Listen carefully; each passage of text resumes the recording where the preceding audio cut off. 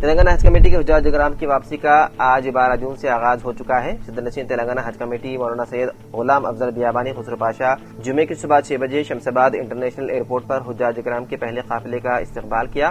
مدینہ منورہ سے حجاج کرام کے قافلوں کی واپسی کا عمل شروع ہوا ہے۔ حجاج کرام کا دوسرا قافلہ جمعے کی سپہر 3:50 پر شمس آباد انٹرنیشنل ایئرپورٹ پر پہنچے گا۔ جملہ 23 قافلوں سے حجاج کرام کی واپسی ہوگی اور آخری قافلہ 23 جون کو حیدرآباد پہنچے گا۔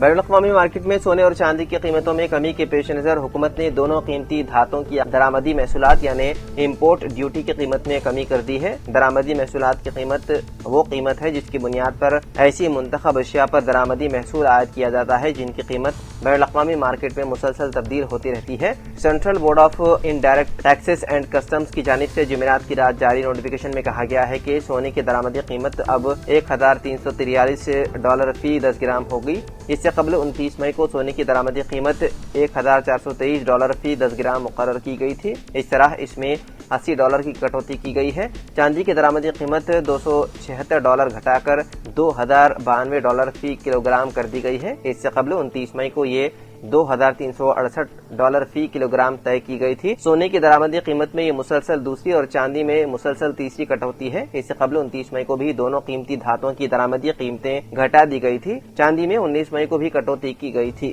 اس سے قبل 15 مئی کو دونوں کی درآمدی قیمتوں میں اضافہ ہوا تھا۔ بین الاقوامی مارکیٹ میں قیمتوں میں اتار چڑھاؤ کی بنیاد پر درآمدی قیمت میں ہر 15 دن میں تبدیلی کی جاتی ہے۔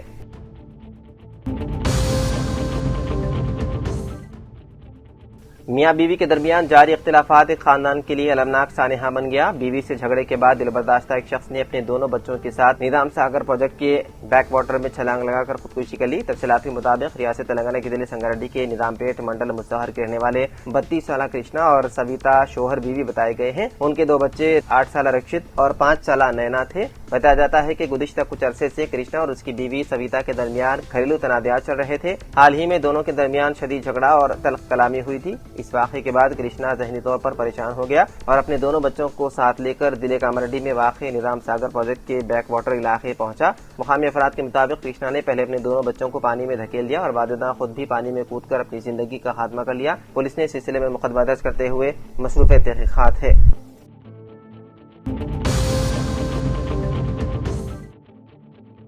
ملک بھر میں نیٹ سمیت مختلف سرکاری ملازمتوں اور داخلی امتحانات میں مسلسل سامنے آنے والے پیپر لیک اور بے ضابطگیوں کے خلاف نوجوانوں نے احتجاجی تحریک شروع کر دی ہے۔ اس سلسلے میں نوجوانوں کی قیادت میں قائم کاکروچ جنتا پارٹی نے ملک گیر پرامن احتجاجی مہم کو مزید تیز کر دیا ہے۔ پارٹی کا مطالبہ ہے کہ تعلیمی نظام میں بنیادی اصلاحات کی جائیں اور ان ناکامیوں کی اخلاقی ذمہ داری قبول کرتے ہوئے مرکزی وزیر تعلیم دھرمیندر پردھان فوری طور پر اپنے عہدے سے استعفا دیں۔ اسی مقصد کے تحت پارٹی نے ملک کے مختلف بڑے شہروں میں احتجاجی پروگراموں کا ایک تفصیلی شیڈول جاری کیا ہے۔ شیڈول کے مطابق 14 جون کو حیدرآباد میں چلو دھرنا چوک پروگرام منعقد کیا جائے گا۔ یہ پرامن احتجاج اندرا پارک کے قریب واقع دھرنا چوک میں صبح 10 بجے شروع ہوگا۔ اسی روز بنگلورو میں بھی مظاہرے کیے جائیں گے، جبکہ 12 جون کو لکھنؤ، 13 جون کو امرتسر، 15 جون کو جے پور میں طلبہ اور نوجوان احتجاجی ریلیوں میں حصہ لیں گے۔ اس کے علاوہ ملک گیر احتجاجی سلسلے کا پہلا مرحلہ 20 جون کو دارالحکومت دہلی کے جنتر منتر میں ایک بڑے اختتامی جلسے اور ریلی کے ساتھ مکمل ہوگا۔ پارٹی نے ملک بھر کے طلبہ اور بے روزگار نوجوان سے اپیل کی ہے کہ وہ سیاسی وابستگیوں سے بالاتر ہو کر اس پرامن جدوجہد میں شریک ہوں اور تعلیمی نظام میں اصلاحات کے لیے آواز بلند کریں۔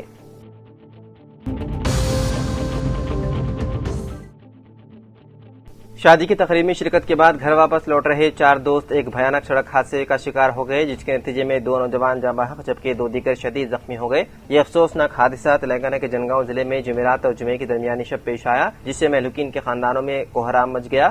تفصیلات کے مطابق جنگاؤں ضلع کے لنگلا گنپورم منڈل کے نواب پیٹ کے قریب ایک تیز رفتار لاری اور ایک کار کے درمیان زبردست تصادم ہو گیا۔ ٹکر اس قدر شدید تھی کہ کار بری طرح تباہ ہو گئی اور اس میں سوار 2 نوجوان موقع پر ہی دم توڑ گئے، جبکہ 2 دیگر شدید زخمی ہو گئے۔ پولیس کے مطابق جاں بحق ہونے والوں کی شناخت ورنگل کے رہنے والے عمران اور سبحانی کے طور پر ہوئی ہے۔ بتایا جاتا ہے کہ 4 دوست اپنے ایک قریبی دوست کی شادی میں شرکت کے لیے میریال گڑا گئے تھے اور تقریب سے واپسی کے دوران یہ المناک حادثہ پیش آیا۔ حادثے کی اطلاع ملتے ہی پولیس موقع پر پہنچ گئی اور زخمیوں کو فوری طور پر قریبی اسپتال منتقل کیا گیا، جہاں ان کا علاج جاری ہے۔ پولیس نے مقدمہ درج کرتے ہوئے حادثے کے وجوہات کی تحقیقات کر رہی ہے۔